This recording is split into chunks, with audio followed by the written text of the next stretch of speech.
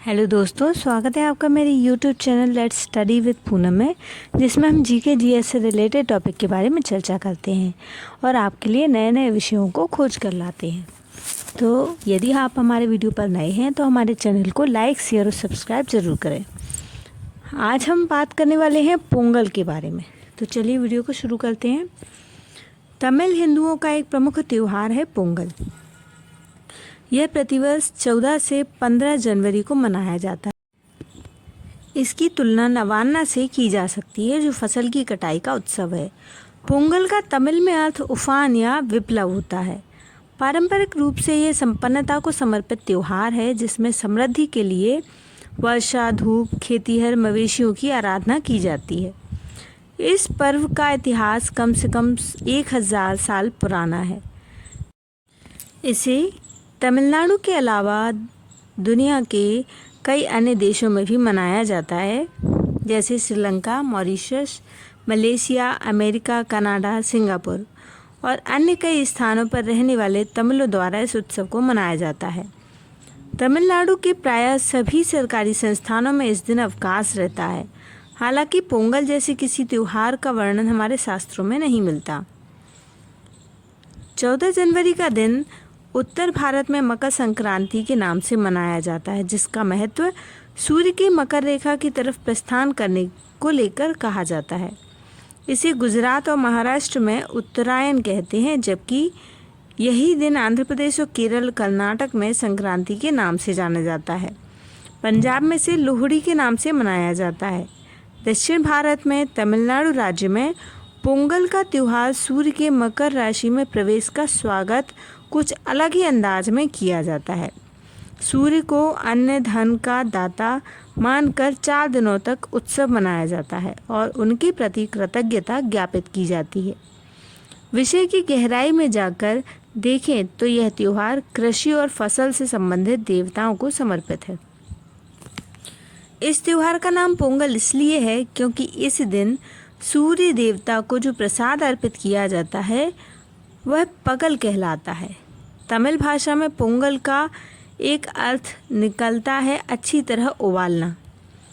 दोनों ही रूप में देखा जाए तो बात निकल कर आती है कि अच्छी तरह उबालकर सूर्य देवता को प्रसाद भोग लगाना। पोंगल का महत्व इसलिए भी है क्योंकि यह तमिल महीने की पहली तारीख को आरंभ होता है। इस पर्व के महत्व का अंदाज़ा इस बात से लगाया जा सकता है कि 4 दिनों तक यह पर्व चलता है। हर दिन के पोंगल का अलग अलग नाम होता है। यह जनवरी में शुरू होता है। पहली पोंगल को भोगी पोंगल कहते हैं, जो देवराज इंद्र को समर्पित होता है। इसे भोगी पोंगल इसलिए कहा जाता है क्योंकि देवराज इंद्र भोग विलास में मस्त रहने वाले देवता माने जाते हैं।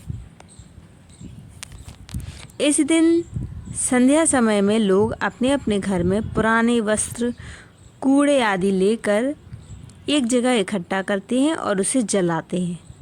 यह ईश्वर के प्रति सम्मान और बुराइयों के अंत की भावना को दर्शाता है।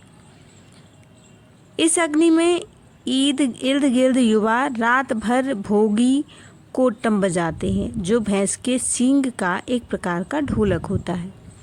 दूसरी पोंगल को सूर्य पोंगल कहते हैं। यह भगवान सूर्य को निवेदित होता है, इसलिए पोंगल नामक एक विशेष प्रकार की खीर बनाई जाती है, जो मिट्टी के बर्तन में नए धान से तैयार चावल, मूंग दाल और गुड़ से बनती है।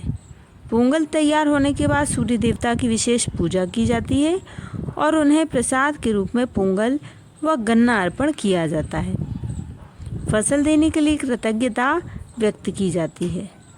तीसरे पोंगल को मट्टू पोंगल कहा जाता है। तमिल मान्यताओं के अनुसार माट्टू भगवान शंकर कोवेल है, जिसे एक भूल के कारण भगवान शंकर ने पृथ्वी पर रहकर मानव के लिए अन्न पैदा करने के लिए कहा। तब से पृथ्वी पर रहकर कृषि कार्य में मानव की सहायता कर रहा है। इस दिन किसान अपने बैलों को स्नान कराते हैं, उनके सींगों में तेल लगाते हैं और अन्य प्रकार से बैलों को सजाते हैं। बालों को सजाने के लिए उनकी पूजा की जाती है। बैल के साथ ही इस दिन गाय और बछड़ों की भी पूजा की जाती है। कहीं कहीं लोग इसे कनु पोंगल के नाम से भी जानते हैं, जिसमें बहनें अपने भाइयों की खुशहाली के लिए पूजा करती हैं और भाई अपनी बहनों को उपहार देते हैं। 4 दिनों में इस त्योहार के अंतिम दिन कानुम पोंगल मनाया जाता है, जिसे तिरुवल्लुर के नाम से भी पुकारते हैं। इस दिन घर को सजाते हैं। आम के पल्लव, नारियल के पत्तों से दरवाजे में तोरण बनाए जाते हैं। महिलाएं इस दिन घर के मुख्य द्वार पर कोलम यानी रंगोली बनाती हैं। इसलिए पोंगल बहुत ही धूमधाम से मनाया जाता है। लोग नए वस्त्र पहनते हैं, दूसरे के यहाँ पोंगल या मिठाई वायना के तौर पर भेजते हैं। इस पोंगल के ही दिन ही बैलों की लड़ाई होती है, जो काफ़ी प्रसिद्ध है। रात्रि के समय लोग सामुदायिक भोजन का आयोजन करते हैं और एक दूसरे को मंगलमय वर्ष की शुभकामनाएं देते हैं। इस तरीके से पोंगल मनाया जाता है। तो दोस्तों, हमारा वीडियो यदि आपको पसंद आए तो चैनल को लाइक, शेयर और सब्सक्राइब ज़रूर करें। धन्यवाद दोस्तों।